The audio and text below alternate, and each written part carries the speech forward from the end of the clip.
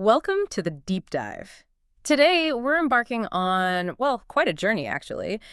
We're looking at this really rich and diverse landscape of insights, hmm a whole collection of sources that offer, I think, not just information, but, genuine wisdom for navigating on the modern world. Yeah, it's a fascinating mix. It really is. We're talking about everything from personal growth, specifically mastering language, to those big, often daunting decisions about career paths. Right, the whole entrepreneurship versus job thing. Exactly. And also the complex, always shifting currents of human connection and relationships today. It's a lot to cover, definitely. Yes.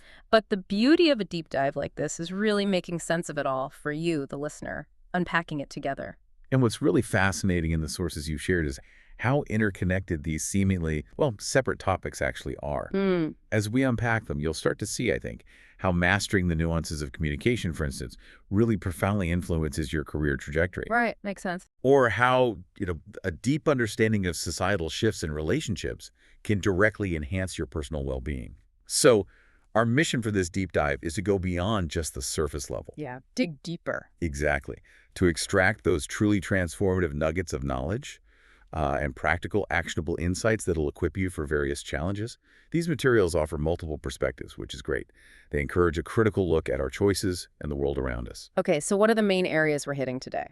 So today we'll be exploring three main areas. First, how to genuinely refine your English at the C1 level, pushing past just very good to something truly exceptional. Okay. Second, we'll tackle that age-old dilemma, career paths. Mhm. Entrepreneurship versus traditional employment, always a big one. Huge. And finally, we'll decode the intricate world of modern relationships, everything from digital connections to diverse structures. The depth and applicability of these insights are honestly quite remarkable no matter where you are in life's journey. All right, let's kick things off with language mastery then. Because, well, let's face it, effective communication really underpins so much of modern life, doesn't it? Absolutely. This first segment specifically is for those of you already at an advanced C1 English level. So you're past the basics, you're not really struggling with fundamental grammar anymore. Right. You've got the foundation. Exactly. But maybe you're feeling that frustrating plateau. The goal here is moving towards that native-like fluency, that real nuance, that feeling of genuinely exceptional English. Mm-hmm. Our guide for this part of the deep dive is an excellent document titled C1 Level Tips to Help Improve Your English Level. So what does this guide pinpoint as the absolute most critical, maybe overlooked step to break through those stubborn plateaus? That's a crucial question, actually, because as the document highlights, C1 isn't just about more knowledge, it's about different knowledge and, importantly, application. Oh. The goal really is to move from very good to, well, mind-blowingly good by dissecting nuances across multiple areas, mastering realistic, spontaneous conversation, expanding vocabulary with genuine depth, not just quantity, fine-tuning fluency and pronunciation, grasping subtle grammar structures, using advanced reading techniques, refining your writing, and critically integrating cultural context. Wow, okay. So it's a holistic approach. It really is. Yeah. But the guide's central insight, I think, is that true advancement at C1 often comes from active self-correction and immersive application, rather than just, passive learning. Hashtag, tag 1.1, mastering realistic, spontaneous conversations. Right. So active engagement makes sense. So you've probably, if you're at C1, aced those textbook dialogues. You can handle basic exchanges pretty easily. Sure. But what the document emphasizes is that the real test, and often the real challenge for C1 learners, lies in those unpredictable real-life interactions. It explicitly says, practice realistic, spontaneous conversations. This isn't just about knowing vocabulary. It's about, mental agility. Exactly. That's the word for it. Agility. So what does the guide suggest are the most common scenarios where C1 learners kind of get tripped up trying to be spontaneous? And importantly, how does it recommend overcoming that? Right. It's about moving beyond the prepared script, isn't it? The document highlights scenarios like job interviews with those curveball questions. Yeah, those are tough. Or lively debates where you have to formulate arguments on the spot and defend your position. Even just those everyday social conversations that, jump topics without warning. Totally. Or high-stakes negotiations where, honestly, every word truly matters. The core skill, as the guide articulates it, is handling those unexpected twists and turns, navigating complexity gracefully. Okay. The source provides a fantastic example conversation, actually, between an Alex and a Maria. They're discussing an ethical dilemma at work, something many of us have probably faced. Uh-huh. Alex sort of floats the idea of bending the truth a little bit for the company's benefit, which, as the document points out, is always a tricky gray area. Definitely a gray area. Maria's response is just so nuanced. It really shows true advanced comprehension and expression. She says something like, "That's a tough call. I believe in transparency, but in competitive markets, some might argue it's strategic rather than deceptive. It's so nuanced." Okay. So she's not giving a simple yes or no. Exactly. The insight here isn't just that she expresses both sides, but that she acknowledges the complexity itself, rather than offering a simple right or wrong. And that ability to hold complexity is really a hallmark of C1 level thinking and speaking. That scenario feels incredibly real. But, often in those high-stakes conversations, simply knowing the advanced phrases isn't quite enough, is it? The emotional pressure can still make you revert back to simpler language. Oh, absolutely. The document lists some of these advanced phrases Maria uses, like, "That's a gray area. I see where you're coming from. Let's agree to disagree, and if I were in your shoes." Beyond just listing them, what does the guide offer as a unique strategy for actually internalizing these? So they come naturally, under pressure beyond just rote memorization. That's a powerful point. And the guide's insight here is that it's not about memorizing these phrases in isolation and just, like, dropping them into conversation. Right, that can sound really unnatural. It really can. Instead, it's about deeply understanding their function, how they help you navigate social dynamics, signal your stance politely, and frankly, make you sound more human and reactive rather than robotic or rehearsed. Okay, so they're tools, really. Exactly. They're tools for subtle communication and relationship management within a conversation. The document stresses that true internalization comes from active application and reflection. Reflection, okay. So the practical application the document suggests is this: record yourself responding to prompts. They could be ethical dilemmas like the example current events or general social questions. Then, and this is the truly critical part, listen back to yourself. Ooh, that can be painful but useful. It can, but the guide encourages you to actively critique your own performance. Where did you hesitate? Could your expression have been clearer or maybe more subtle? Did you miss opportunities to naturally weave in some of those advanced phrases we just talked about? It's this disciplined self-reflection, the guide argues, that really bridges the gap between knowing and doing. That self-reflection sounds absolutely key, and to help with that objective feedback on spontaneous speaking, the document recommends specific tools like VoiceThread and SpeakPipe. These platforms let you record and review, giving you a tangible way to track progress and pinpoint areas for improvement. Almost like having a linguistic coach right there in your pocket. Precisely. It makes the reflection process much more concrete. Hashtag 1.2, expanding vocabulary with depth. Okay, so once we're more confidently navigating those spontaneous conversations, the next frontier, and it's a massive one for C1 learners, is really deepening our vocabulary, moving beyond just knowing words to truly owning them. Yes, exactly. Ownership. Our source advises learning words in context, not in isolation, and it explicitly tells us to ditch those endless random vocabulary lists. We've all tried those, right? Oh yeah, flashcard fatigue is real. Totally. So what's a deeper insight from the document about why this context-based learning is so crucial for C1? Why do simple lists just fall short at this level? Well, the document's insight here is that at C1, you're not just adding words like bricks to a wall. You're building a sophisticated mental network of language. Ah, a network. I like that. Yeah. Learning in context means understanding how words behave, the company they keep, and their subtle social implications. Yeah. Simple lists fall short because they strip away this vital contextual layer. This brings us straight to collocations, words that naturally, habitually go together. Right, like strong coffee. Exactly.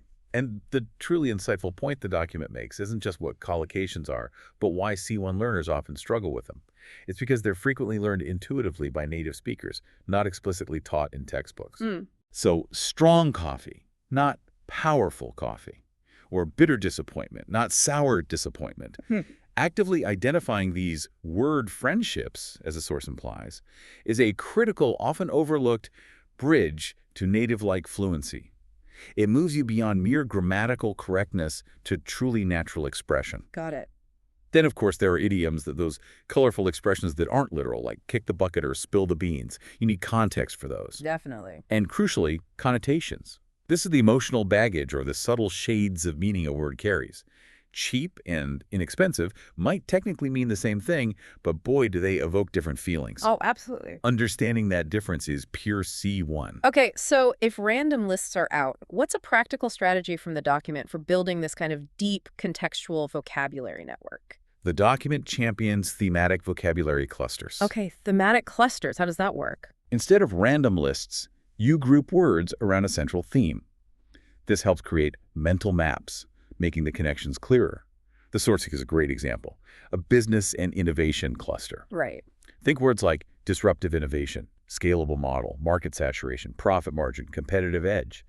But the key isn't just to list them, it's to understand them in action. Okay, give me an example. Sure. For disruptive innovation, the document defines it as significantly alters or creates a new market, and then immediately provides Uber as a prime example, changing the entire transportation industry. Yeah, classic example. This connects the definition to its real-world function, making it much more memorable and applicable. Similarly, scalable is defined as able to be expanded or increased efficiently, illustrated by an app handling millions of users without performance issues. Right, you see it working. Exactly. The guy's argument is that seeing the word in its natural habitat, its typical usage and context, is crucial for confident natural usage later on. It's about building that web of interconnected meaning, not just collecting isolated data points. Hashtag tag 1.3, fine-tuning fluency and pronunciation. Next up is fine-tuning fluency. That effortless, natural quality of speech that makes someone sound like they're just gliding through the language. It seems almost magical sometimes. It does, doesn't it? What does the document suggest is the most effective, maybe even slightly counterintuitive way to achieve this kind of fluency at the C1 level, beyond just, practicing speaking more? The guide offers a brilliant and, I think, underused tip. Shadowing. Shadowing. Okay, explain that. This technique involves listening to audio from a native speaker, could be a podcast, a news report, an audiobook, anything really, Yeah. and then repeating it aloud, either simultaneously or just a split second behind the speaker. Right, sort of mimicking them in real time. Exactly. And the document's insight here is crucial. The goal isn't just pronunciation of individual sounds, although that improves too. It's about mimicking the entire auditory signature of native speech. Auditory Signature. Okay. Yeah, so that includes the intonation, the melody of their voice, the ups and downs, their rhythm, their pauses, which are just as important, and especially sentence stress, how they emphasize certain words to convey meaning. Okay, so it's much more than just saying the words correctly. Much more. It's an active, immersive form of practice that trains your mouth, your ears, and your brain to synchronize with native speech patterns. It's essentially retraining your linguistic muscle memory. And the document has some fantastic recommendations for advanced learners looking for authentic audio sources to shadow. Right? It does. For current events, they suggest things like The Daily from the New York Times, which is known for its high-quality production and sophisticated language. For more immersive storytelling, maybe something like Hardcore History. And for thought-provoking discussions, Freakonomics is great.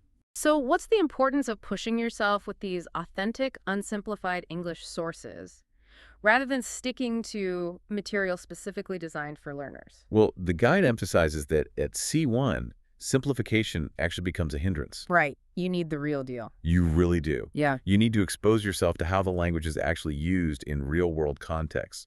With all its natural speed, different accents, and complexities, this is how you push your comprehension boundaries and truly internalize natural speech patterns. Makes sense. The source also highlights specific pronunciation aspects that are often challenging for advanced learners, which these materials really help with. Things like connected speech. How words run together. Exactly, like how "what do you want to do" often becomes something like "what do you want to do" in fast speech. Mastering this helps both your listening comprehension and makes your own speaking sound much more natural. Okay. Intonation, as we mentioned, adds so much meaning and emotion. It's the music of the language. And sentence stress ensures you emphasize the most important information in your sentences. And are there tools recommended for this? Yes, for tools to help specifically with pronunciation, Forvo is great for hearing words pronounced in different accents. Youglish lets you see and hear words used in context from countless YouTube videos. Super useful. Oh, I like Youglish. Brilliant, isn't it? And Elsa Speak offers personalized feedback on your pronunciation using AI.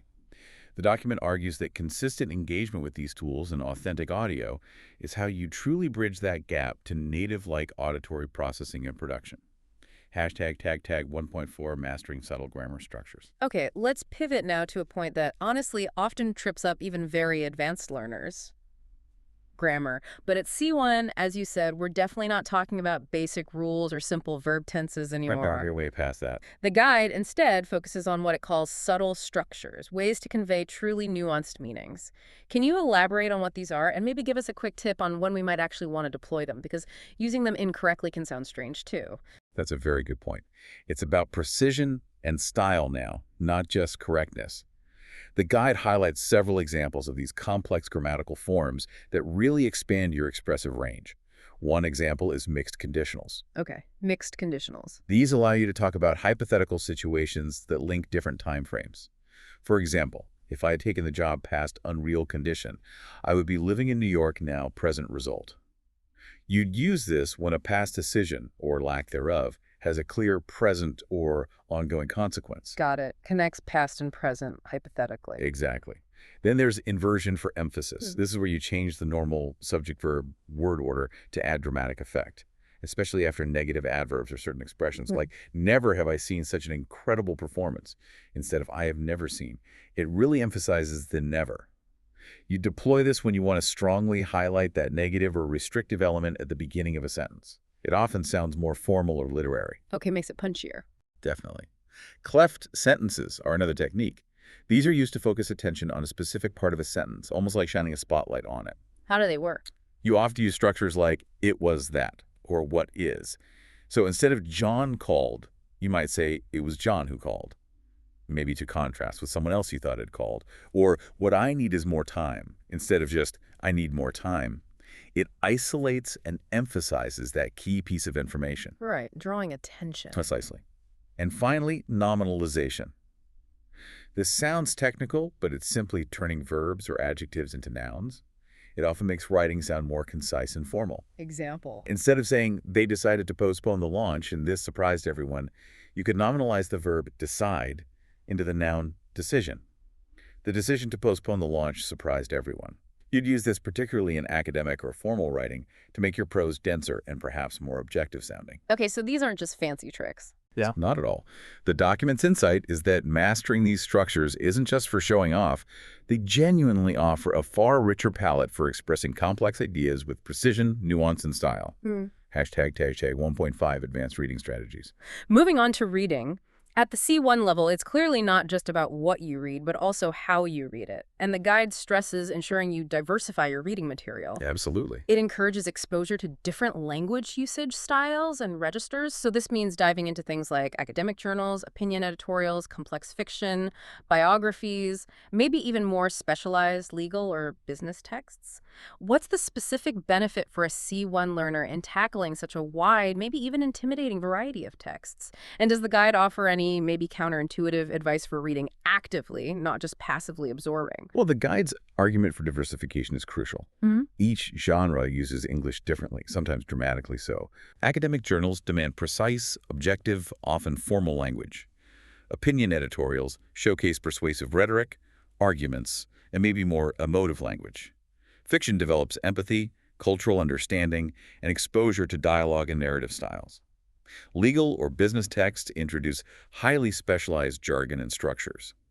Exposure to this whole spectrum builds a truly robust, versatile understanding of the language, how it adapts to purpose and audience.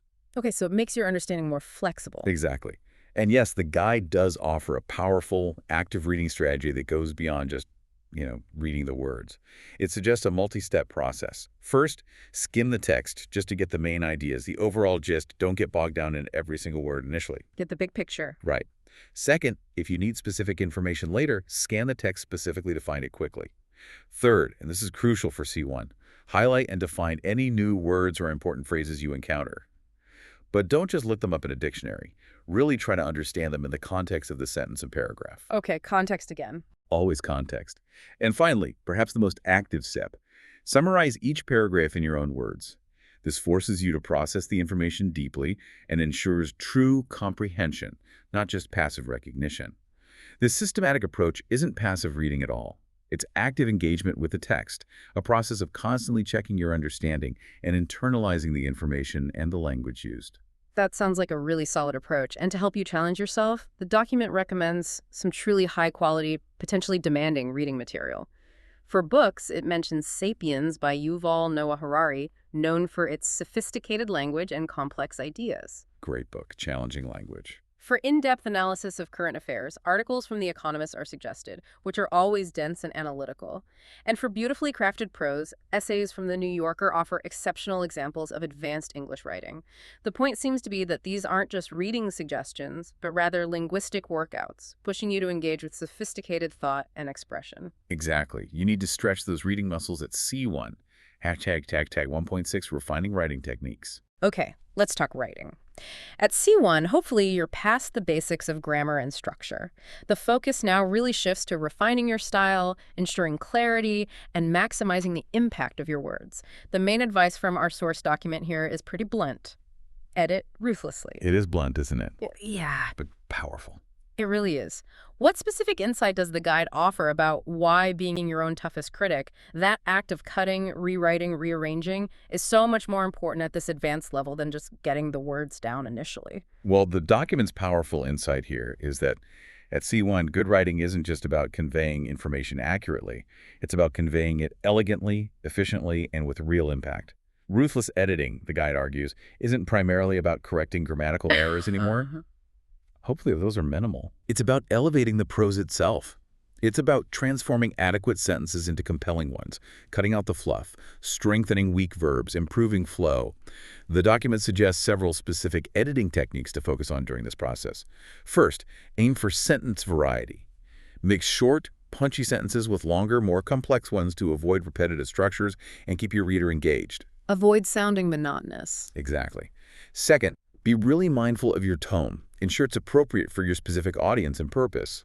Know when to be formal versus informal, and how to project the right level of authority, empathy, or objectivity. Third, ensure each paragraph starts with a strong topic sentence that clearly introduces its main idea, acting like a mini roadmap for the reader within that paragraph. It guides the reader. Precisely. And finally, make effective use of linking words and phrases, words like consequently, nonetheless, in contrast, furthermore, to connect your ideas smoothly and logically, creating a seamless flow between sentences and paragraphs. It's this meticulous refinement, this ruthless editing, that separates professional-level writing from merely correct writing. And to really hammer this home, the document provides a great illustrative before and after paragraph example, doesn't it? It does, and it's very effective. The before version is quite basic, almost like a first draft or something a lower-level learner might write. Many people think social media is bad. It makes people feel sad. They compare themselves a lot. It's grammatically okay, but it's choppy, repetitive, and lacks sophistication. Yeah, very simple. But the after version, presumably after some ruthless editing, demonstrates the power of refinement. Social media can negatively impact mental health by encouraging content comparison, which often leads to feelings of inadequacy and anxiety. Wow, much better. Much better, right? It's clearer, far more concise, uses more sophisticated vocabulary, negatively impact encouraging inadequacy, anxiety, and better grammatical structure, using a relative clause. This example beautifully demonstrates how meticulous editing can elevate your writing from just okay to genuinely exceptional. It shows that the true art of writing, especially at this level, often happens in the revision process. Hashtag tag 1.7 cultural fluency and idiomatic language. Okay, this next point. Cultural fluency and idiomatic language often feels like the final and maybe the trickiest frontier for C1 learners. It can definitely feel that way. Sounding like a native speaker isn't just about grammar and vocab. It means understanding cultural nuances, things like jokes, sarcasm, proverbs, and especially idioms. What makes this aspect so elusive? And what unique insights does our source offer to help bridge that gap between technical correctness and true native-like understanding? I remember once trying to use raining cats and dogs in a quite formal business meeting. Oh no, how did that land? Let's just say it didn't quite land as intended. Raised a few eyebrows. The document must have some golden rules for when not to use these colorful expressions, right? Well, your experience perfectly illustrates the challenge. The document's core insight is that idioms are deeply, deeply embedded in culture. They're not just linguistic quirks. They're reflections of a shared history, shared values, a shared worldview. What makes them so elusive is their non-literal nature. You often can't guess the meaning from the individual words, and the fact that their usage is highly contextual, as your raining cats and dogs anecdote perfectly shows. Right. Context is You everything. really can't learn them by logic alone. They add that layer of authenticity and naturalness that textbooks often miss, but using them inappropriately makes you sound, well, odd. Our document gives some clear idiom examples that are common. Bite the bullet, for instance. Okay, what does that mean? It means to face a difficult or unpleasant situation with courage and stoicism. To do something you have to do but don't want to. Like, I really didn't want to go to the dentist for that root canal, but I just had to bite the bullet. Got it. Endure something necessary. Exactly. Another great one is the ball is in your court. This means it's now your turn to make a decision or take the next step. As in, look, I've made my final offer on the contract. The ball is in your court now. Okay, it's up to you. Right. The guy argues that to master these, you need to move beyond just knowing the definition. You need to develop situational awareness. Listen for them actively in movies, podcasts, real conversations. Pay close attention to who uses them, when they use them, and in what kind of context, formal, informal, humorous. That's the only way to internalize their appropriate use and, crucially, avoid your raining cats and dogs moment. There isn't a simple rule book, unfortunately. It's about absorbing the culture along with the language. Hashtag 1.8, the daily C1 English routine. We've covered a lot of ground in this first segment, from spontaneous conversation and subtle grammar to cultural nuance and idioms. So what does this all mean for practical application day to day?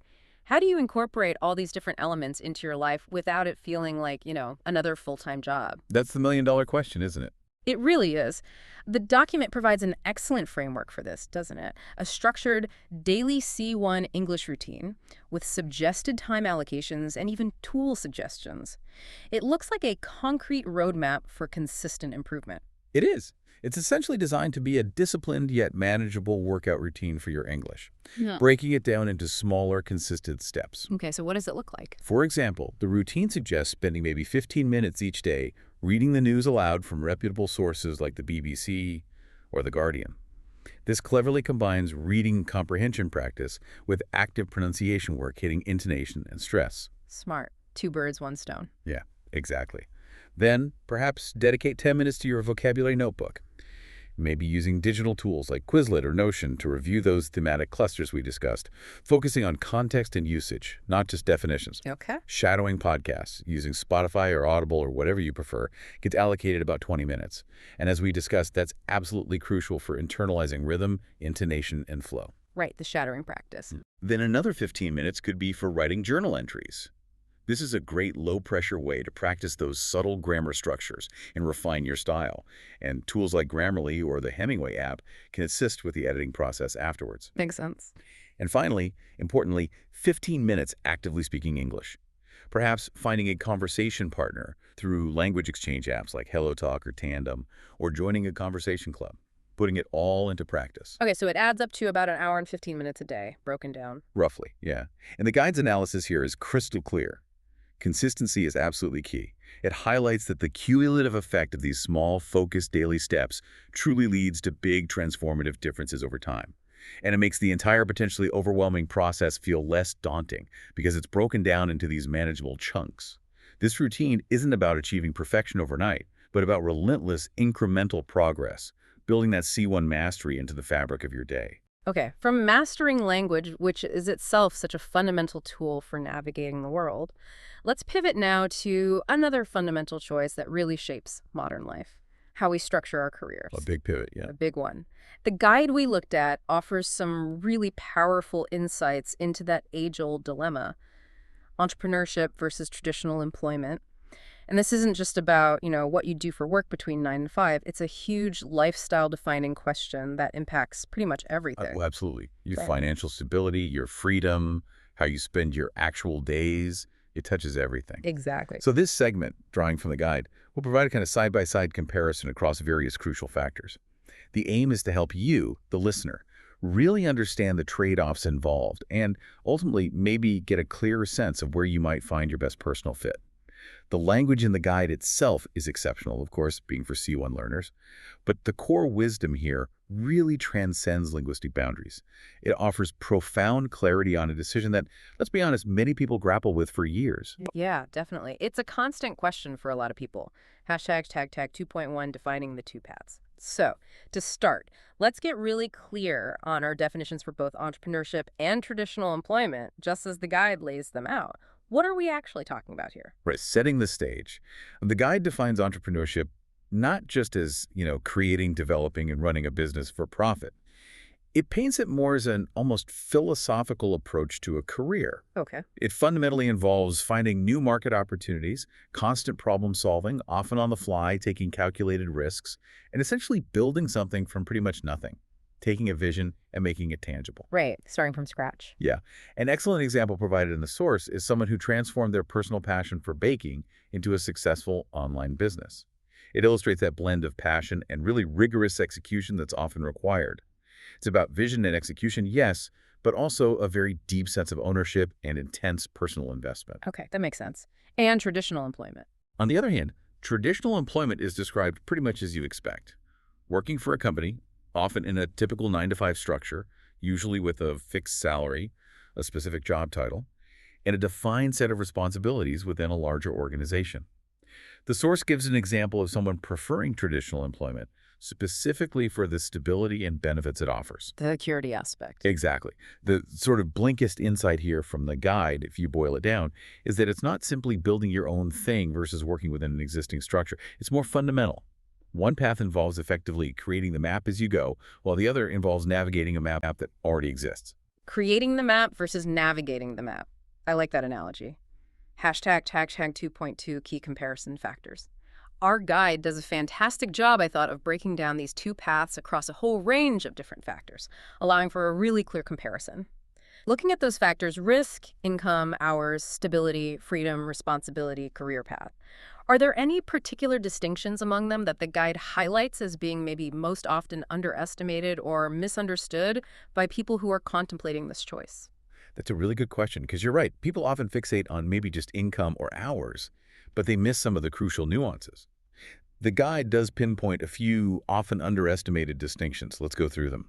Okay, entrepreneurship obviously involves high personal risk. Your Yeah. time, your money, your energy are all on the line with absolutely no guarantee of success. That's clear. But the guide clarifies something important about traditional employment. While it carries lower personal financial risk initially, it still has significant career risk. You're affected by the economy, company performance, potential layoffs. The insight is that risk isn't eliminated in a traditional job, it's just reshaped and maybe feels less immediate. Okay. Different kind of risk. Different kind, yeah. Second, income. For entrepreneurs, the potential is theoretically unlimited, which is alluring, but the guide really emphasizes the high uncertainty, especially early on, and the significant time it often takes to build any stable profit. It's not instant riches. Yeah. Traditional employment offers that fixed, predictable, stable salary. But the underestimation often comes from overlooking the capped potential. There's usually a ceiling and how that might clash with long-term financial aspirations or feelings of worth. Right. The trade-off. That's exactly. Third, work hours. Entrepreneurs often face notoriously long, irregular hours, especially when starting out nights, weekends. It can be all-consuming. The underestimated point here isn't just that it's more hours, but that it often becomes completely consuming hours that totally blur work-life boundaries. Yeah, it takes over your life. It really can. Traditional employment typically offers more structured, predictable hours, which is a major and maybe often undervalued benefit for maintaining balance. Fourth, stability. Entrepreneurship is inherently dynamic, directly tied to business success, requiring constant adaptation and agility. Traditional employment provides more short-term stability, that steady paycheck, benefits, a certain safety net. But the guide reminds us it's still susceptible to market shifts, industry changes, layoffs, meaning stability even there is always relative and perhaps less secure than it feels. Good point. Fifth, creative freedom.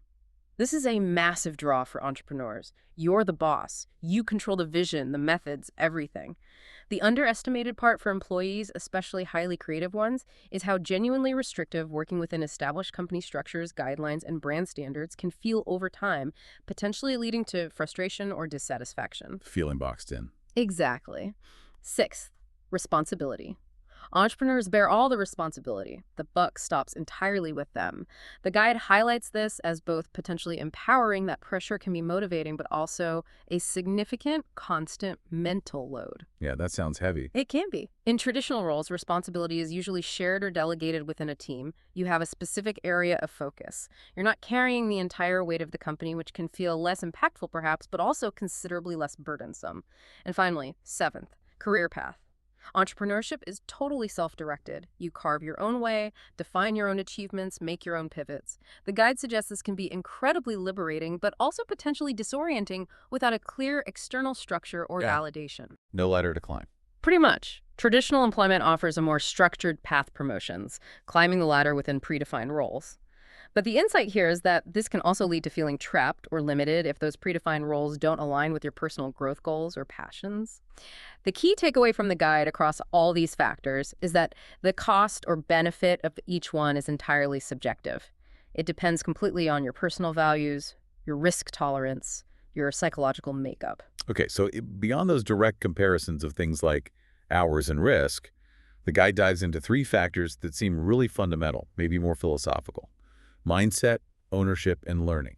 I'm curious, reading through it, does the guide suggest that mindset might actually be the defining differentiator between these two paths, perhaps even more so than things like income or risk tolerance? What's the central insight the source offers about an entrepreneurial versus an employee mindset? That's a really perceptive observation, and I think the guide absolutely leans into mindset as a crucial, perhaps the crucial differentiator. The central insight the source offers is that it's less about specific skills, though those matter, and more about an inherent psychological orientation towards the world. Right. For mindset, the entrepreneur is typically portrayed as a visionary, a big picture thinker who actively seeks out and sees possibilities where others might see problems. They tend to thrive on uncertainty, or at least tolerate it well. They are defined as risk takers, comfortable with the unknown, actively forging a new path. The guide suggests this is a proactive, opportunity-seeking mindset. Right, looking for openings. Right, exactly. The employee, conversely, often has a more task-oriented mindset. They might be focused on efficiency within a given system, being a good team player, and generally valuing structure, predictability, and clarity. They are often skilled at navigating an existing path rather than creating a brand new one. The insight isn't that one is inherently better, the world needs both, but that they represent fundamentally different orientations to problem solving, risk, and uncertainty. Okay, that's a key distinction. What about ownership? Regarding ownership, the difference is stark legally and psychologically. For the entrepreneur, they own the business entirely, or a significant stake. It's their creation, their baby. They reap the direct rewards of success, but also bear the full weight of failure. This complete ownership, the guide argues, profoundly impacts motivation, perceived risk levels, and long-term strategic thinking. It fosters an almost parental connection to the venture. Right, it's personal. Deeply personal. An employee, however, works for the business. They typically have no direct ownership stake, maybe stock options in some cases, but not core ownership. The guide notes this fundamentally changes their emotional investment and their relationship to the company's ultimate successes and failures. The profound insight here is that ownership isn't just a legal status, it's a psychological one, deeply affecting how you perceive your contribution, your reward, and your commitment. And learning. How does the learning process differ?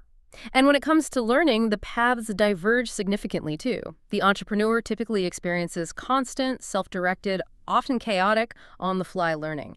Every challenge, every mistake, every customer interaction is potentially a lesson.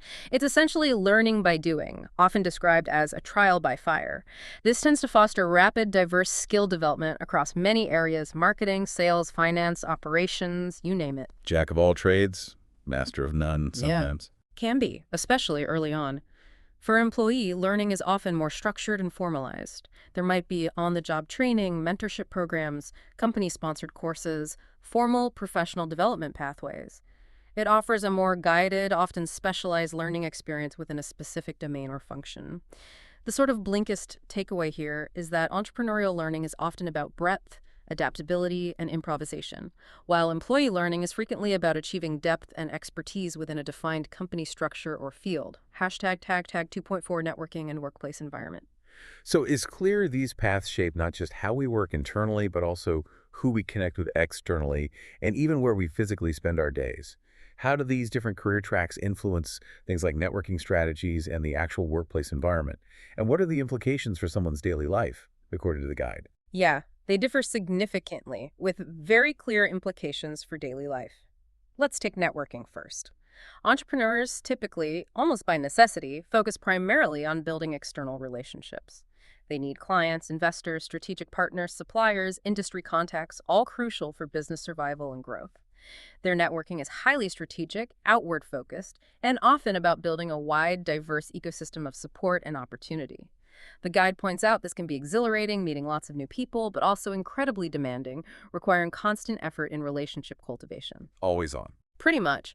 Employees, on the other hand, often engage in more internal networking, connecting with colleagues, supervisors, mentors, people in other departments within the same company. This networking is often aimed at navigating the internal landscape, collaborating effectively, and seeking career advancement within that company structure. So it tends to be more inward focused. The implication is that employee networking is often about vertical and horizontal movement within an existing system, while entrepreneurial networking is fundamentally about creating new connections that build the system itself from the outside in. Outward versus inward focus. Makes sense. And the physical environment. As for the workplace environment, entrepreneurs often enjoy or endure, depending on your perspective, high flexibility. They can work from home, a co-working space, a coffee shop, theoretically anywhere with an internet connection. Freedom over location is often cited as a huge perk. The digital nomad dream. Right. But the guide highlights this can be a double-edged sword. Immense freedom, yes, but also the potential for isolation, lack of structure, or difficulty switching off when your home is also your office. Employees typically are tied to a specific physical location, an office building, a factory floor, a retail store. You go where the work is. This offers a sense of routine, built-in community with colleagues, and often a clearer separation between work life and home life.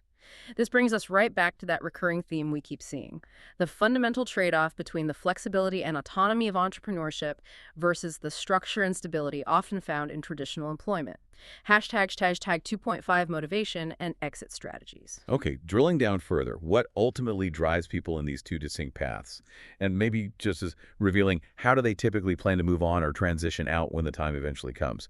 Let's talk motivation and exit strategies. Does the guide offer any insights into the deeper psychological underpinnings of these motivations, perhaps beyond the obvious like making money? It absolutely does. It tries to offer a psychological lens on motivation, which is fascinating.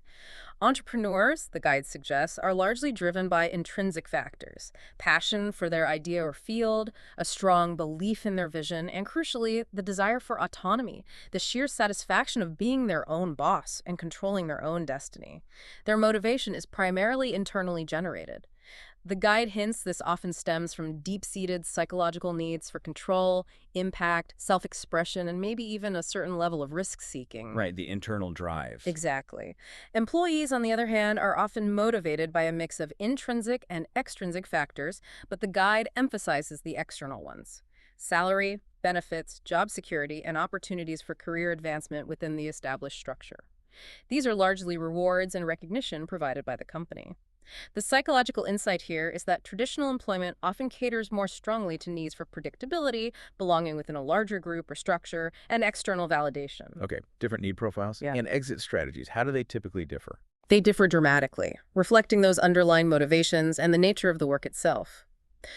Regarding exit strategies for entrepreneurs, the long game often involves one of several paths: building the business into a valuable asset that can eventually be sold, an acquisition, merging with another company, or scaling up the business to a point where they can step back from day-to-day operations and maybe install a management team, reaping passive income, or focusing on strategy. It's often about creating enduring value beyond their personal involvement, seeing the business itself as a legacy or a transferable asset. Building something to sell or pass on.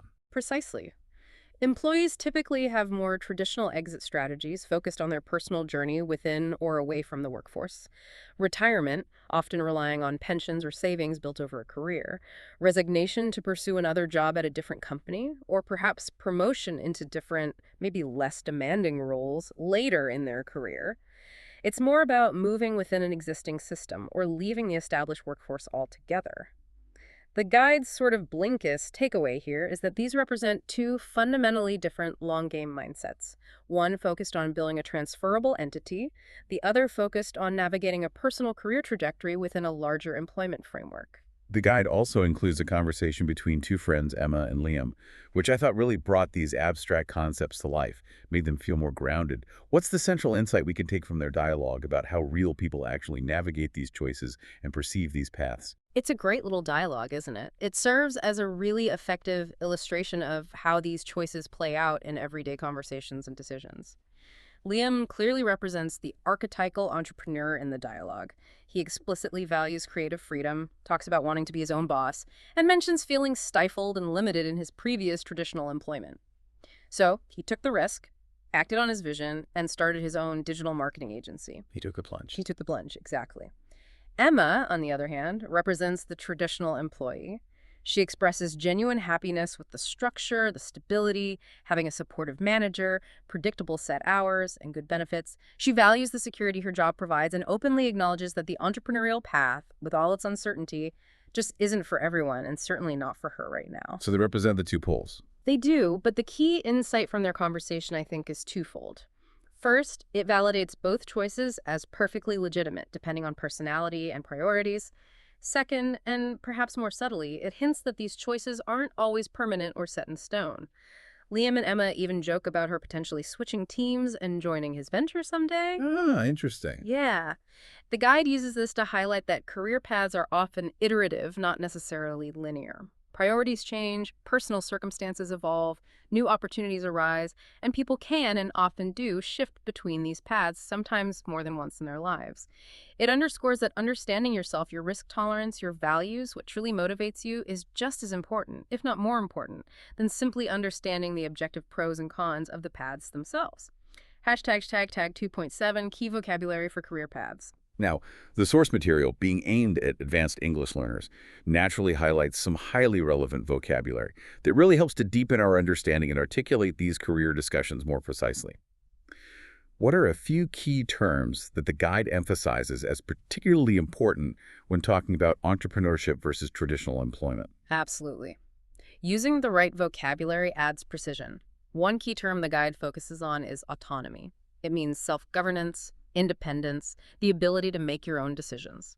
As the source example says, entrepreneurs value autonomy over schedules, highlighting this as a major, often primary motivator for them. It's all about having control. Right. Then there's the word venture. It refers to a business project or undertaking, especially one that is new and involves risk. An example given is her new venture focuses on green tech, capturing that sense of newness, inherent risk, and perhaps charting new territory. Scalability is another crucial concept, especially for entrepreneurs. It's defined as the ability of a business or system to be expanded or increased in size, volume, or number efficiently, without losing quality or performance. The example, his app had excellent scalability, illustrates its importance for reaching a wider audience, handling growth, and maximizing impact. Essential for growth. Absolutely. On the other side of the coin, the guide highlights consistency.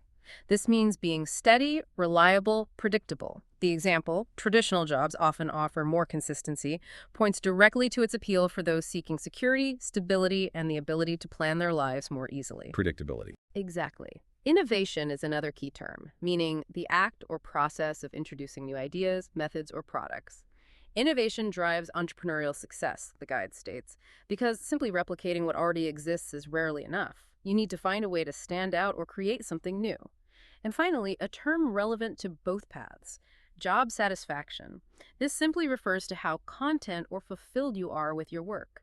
The guide makes the insightful point that many employees value job satisfaction more than pay, emphasizing that fulfillment, purpose, and enjoying your daily tasks can often outweigh purely monetary compensation.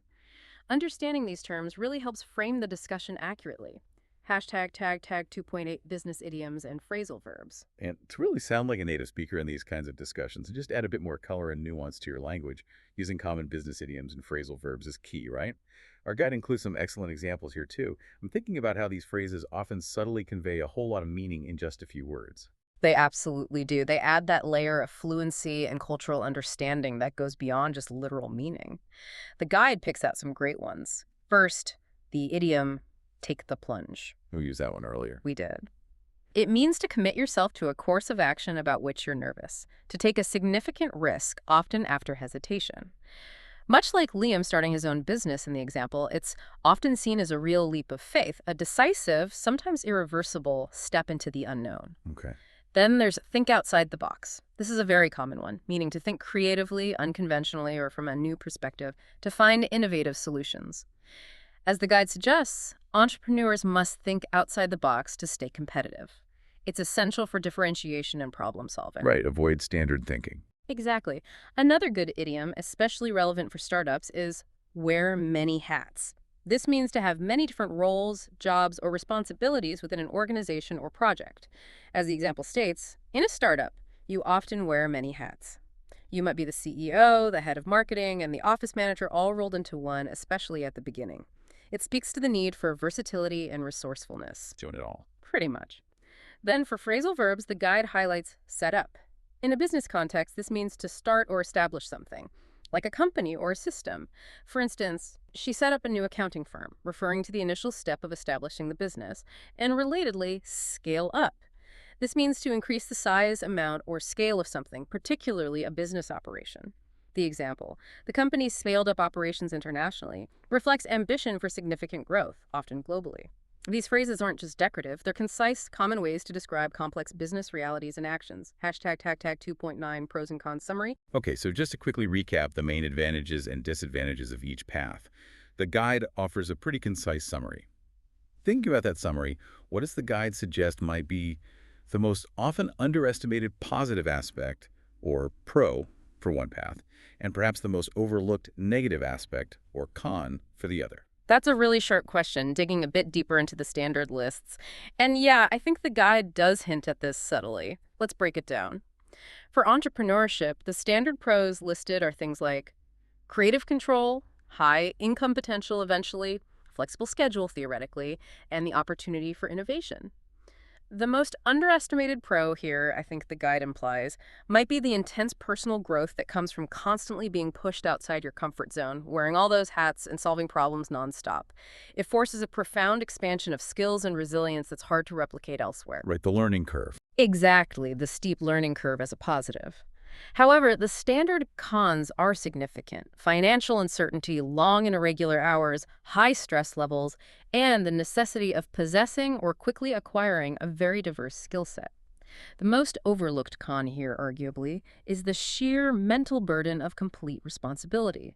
That feeling that absolutely everything rests on your shoulders 2004/7, which can be incredibly isolating and lead directly to burnout if not managed. Yeah, that sounds exhausting. It can be. Now, for traditional employment, the standard pros are clear.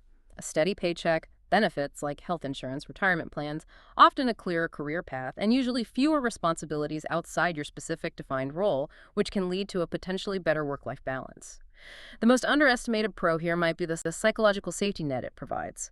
Knowing you have colleagues, structure, maybe mentorship, allows for deeper focus on specialized tasks without carrying the weight of the entire enterprise. The support system. Exactly. The standard cons, though, include limited freedom and creative control, that capped income potential we talked about, the potential for getting bogged down in office politics or dealing with difficult company culture issues, and of course, the ever-present risk of layoffs or restructuring. The most overlooked con here, perhaps, is the potential for stagnation or feeling unfulfilled over the long term if the work isn't aligned with your passions, or if opportunities for meaningful advancement or learning dry up. You can get stuck. Right, getting stuck in a rut. Precisely. The guide's ultimate conclusion, woven through all this, is that there's no single right answer. It truly is about finding the path that best fits your individual personality, your values, your life stage, and your specific goals, recognizing that each path carries its own unique set of psychological rewards and practical demands. Hashtag tag 2.9 AO reflection questions. The guide rounds out this whole career section with some really thought-provoking questions for personal reflection. And these seem invaluable for anyone who's maybe considering their career path, whether they're just starting out or perhaps contemplating a mid-career change. Yeah, these questions are designed brilliantly, I think, to help you delve into your core values and really understand your deeper motivations, moving beyond just the surface pros and cons. What are some examples? Well, for instance, it asks, how do you define success? Is it primarily about money and status? Or is it more about freedom, autonomy, making a specific impact, or achieving work-life balance? Your personal definition profoundly shapes which career path might feel more successful to you. Right, success isn't universal. Not at all. Another great question is, which work style suits you better, structured or flexible? Do you genuinely thrive in an environment with clear rules, predictable schedules, and defined tasks? Or do you need autonomy, variety, and the ability to adapt and improvise to feel energized and do your best work? Be honest with yourself. Knowing your preferred environment. Exactly. And perhaps the most revealing question the guide poses is this. If money were no object, which lifestyle would you choose? Forget the salary for a moment. Would you be drawn to the challenge, the creation, the risk of building something yourself? Or would you prefer the collaboration, the focus, the relative stability of contributing within a larger team or organization? This question often cuts through the external pressures and uncovers your true intrinsic values and preferences, whether you lean more towards the entrepreneurial spirit or the satisfactions of a more traditional role. That's a powerful one. It really is. And the guide suggests that understanding these nuances about yourself is valuable, even if you're not actively considering a career switch right now. It can foster appreciation for your current situation, perhaps eliminate paths for growth or change within your current role, or simply spark new ideas for your future, whenever that might be. It's about self-awareness as much as career planning. All right, let's transition now to our third and equally expansive topic for today. The fundamental changes we're seeing in modern relationships here in the 21st century. I mean, it truly feels like almost everything has been shaken up. It really does feel like a seismic shift, doesn't it? Yeah. From how we meet people, thanks, technology, to our expectations within relationships, the undeniable role of social media, evolving gender roles, even fundamental cultural values seem to be in flux. Looking at the source material, what does the guide suggest might be the single most significant underlying shift that's driving all these widespread changes we're observing?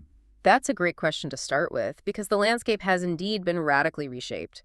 The guide argues, quite compellingly, I think, that the single most significant shift is the fundamental move away from relationships primarily functioning as a societal or economic necessity towards relationships being viewed mainly as a quest for individual fulfillment, happiness, and personal growth. Oh, okay. From necessity to fulfillment. Precisely. So, this segment will really dissect the defining characteristics of modern relationships, contrasting them sharply with more traditional views. We'll explore the huge, unavoidable impact of technology, particularly online dating. We'll introduce some of the new vocabulary that has sprung up, words you hear all the time now to describe these evolving connections. We'll discuss the shifting gender dynamics and the move towards more egalitarian partnerships. And we'll also delve into the unique aspects and challenges of cross-cultural relationships, which are increasingly common. Our goal here is for you, the listener, to really grasp these significant shifts and the nuanced language that has emerged to describe them. Hopefully, this will allow you to better understand and navigate the complex, contemporary relational world we all live in. Okay, so if relationships today are now fundamentally about individual fulfillment rather than societal necessity, what are the key defining characteristics of a modern relationship, according to the guide? What truly sets it apart from, say, how things were 50 years ago or even less? Good question. The guide points to several defining characteristics that really paint a picture of this shift. What seems most striking, perhaps, is the emphasis on fluidity and flexibility. Unlike older models where roles were often rigidly prescribed, especially by gender, roles in a modern partnership are much more likely to be negotiated between the individuals involved. They're not fixed by external societal expectations nearly as much. They're much more dynamic, ideally adapting to individual needs, skills, and circumstances rather than following pre-written scripts. More customization, less preset rules. Exactly. Then there's the absolutely critical role of communication. The guide places huge emphasis on this, particularly on what it calls emotional intelligence, that ability to understand, manage, and respond effectively to both your own and your partner's emotions. Modern relationships seem to demand a higher level of open, honest, and sometimes difficult conversation. It's less about following societal scripts for how a couple should behave, and more about truly understanding and meeting each other's needs at a deep emotional level. The guide posits this is a demanding but ultimately necessary skill for achieving genuine modern intimacy. Higher communication demands. Okay. Another crucial piece identified is the value placed on individual autonomy within the partnership. There's a greater emphasis on maintaining a strong sense of self, personal interests, friendships, and goals outside the relationship rather than completely merging into one single entity or identity as a couple. This definitely challenges older notions of the couple as a monolithic unit. Right, not losing yourself in a relationship. Precisely. And finally, there's the much wider societal acceptance of diversity in relationship forms. We see a greater visibility and, in many places, a growing embrace of diverse relationship types and structures. Think cohabitation, same-sex marriage, different family configurations. It's moving away from a dominant one-size-fits-all model of what a legitimate relationship looks like.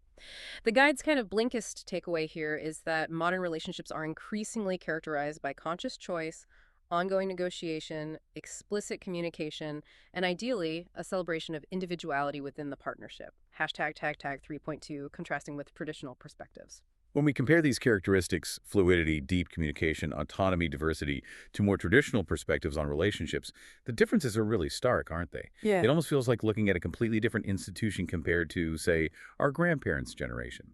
What does the guide highlight as the most fundamental societal shift or driver that underpins this dramatic contrast? It really is a night and day comparison in many ways. Traditionally, as the guide points out, marriage was often viewed primarily as a social and economic necessity. Practicality, family alliance, social standing, pooling resources, these were often major driving forces, sometimes more so than romantic love alone. Gender